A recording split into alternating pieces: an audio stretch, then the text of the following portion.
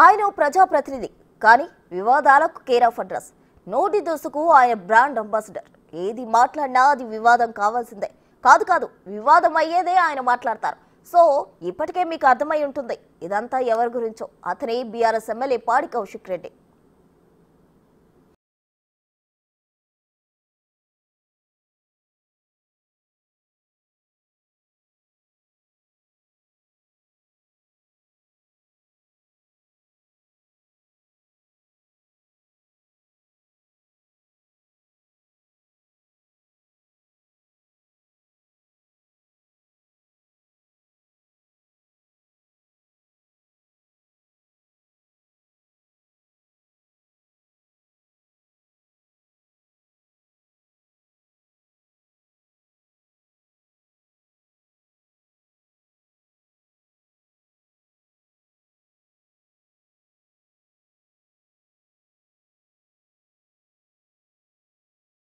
తన నోటికి పని చెప్తూ వస్తున్నారు.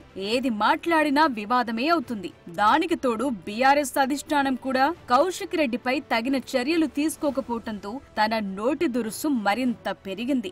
బాధ్యతాయుతమైన ప్రజాప్రతినిధి అయిన తరువాత కూడా కౌశిక్ రెడ్డి వ్యవహార శైలిలో ఏమాత్రం మార్పు రాలేదు. ప్రజలకు ఓ రోల్ మోడల్ గా ఉండాల్సింది పోయి తన నోటి దురుసుతో వివాదాస్పదమవుతూ వస్తున్నారు.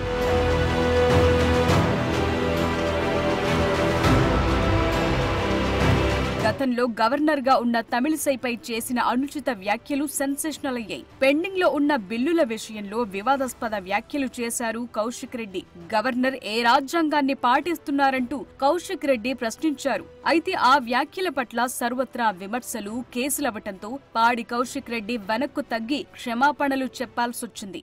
గవర్నర్ ముచ్చట మాట్లాడను, ఏ రాజ్యాంగము ఈ గవర్నర్ పాటిస్తుంది అని చెప్పి నేను అడుగుతా ఉన్నా. అసెంబ్లీలో కౌన్సిల్లో పాస్ చేసిన బిల్లులని ఇప్పటిదాకా పెట్టుకొని ఆ ఫైల్ ఎందుకు కూర్చుంటుందని నేను అడుగుతా ఉన్నా. జవాబు చెప్పు. ఇది రాజ్యాంగమా? కేసీఆర్ ప్రభుత్వం ప్రజల ద్వారా ఎన్నుకున్న ప్రభుత్వం. కేసీఆర్ ప్రభుత్వం ప్రజలు ఆశీర్వదిస్తే ఉన్న ప్రభుత్వం. 119 మందిలో ఇవాళ 105 ఎమ్మెల్యేలు ఇలా బీఆర్ఎస్ పార్టీకి సంబంధించిన ఎమ్మెల్యేలు.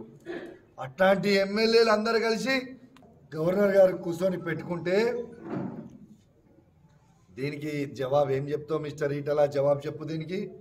అసెంబ్లీ ఎన్నికల ప్రచారంలో కౌశిక్ రెడ్డి చేసిన వ్యాఖ్యలు మరో హైలైట్. తనను గెలిపించకపోతే సామూహిక ఆత్మహత్యలు చేసుకుంటామని ప్రజలను ఎమోషనల్ గా బెదిరించే ధోరణిలో మాట్లాడారు. తనను దీవిస్తే సరే, లేదంటే తమ కుటుంబ సభ్యుల శవయాత్ర చేసుకుంటామన్నారు కౌశిక్ రెడ్డి. ఈ వ్యాఖ్యలు అప్పట్లో రాష్ట్ర వ్యాప్తంగా సంచలనం సృష్టించాయి. అంతేకాదు తనను గెలిపించాలంటూ భార్య, కూతురుతో కలిసి వీడియో రిలీజ్ చేశారు.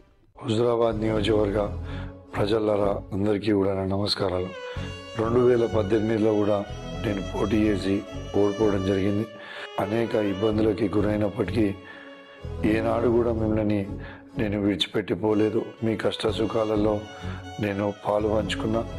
దయచేసి ఈ ఒక్కసారి మీ అందరూ నా కారు గుర్తుకు ఓటేసి నన్ను గెలిపించాలని నా చేతులు జోడించి కోరుతా ఉన్నాను.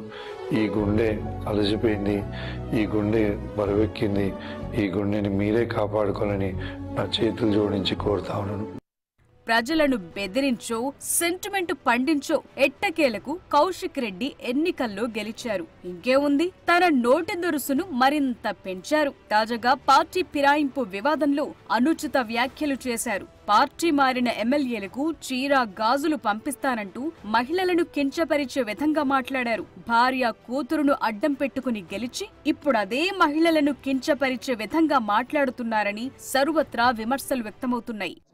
తెచ్చిన ఓ చీర ఇంకా గాజులు తెచ్చిన ఇవాళ ఈ 10 మంది ఎమ్మెల్యేలకి నేను చూపిస్తా ఉన్నా.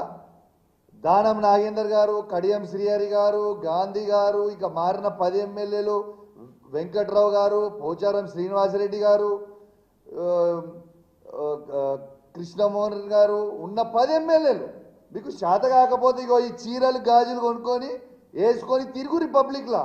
ఇజ్జత్ లేని వాళ్ళు మీకు ఇజ్జత్ ఉందానే? అసలు మీ ఇజ్జత్ లేని వాళ్ళు కాబట్టి ఇగో మీ ఇద్దరికి మీరు మొగోలు కాదు కాబట్టి ఇగో చీరలు గాజులు పంపుతా ఉన్నా. ఈ రెండు కూడా మీరు వేసుకొని తిరగాలని నేను విజ్ఞప్తి చేస్తా ఉన్నాను.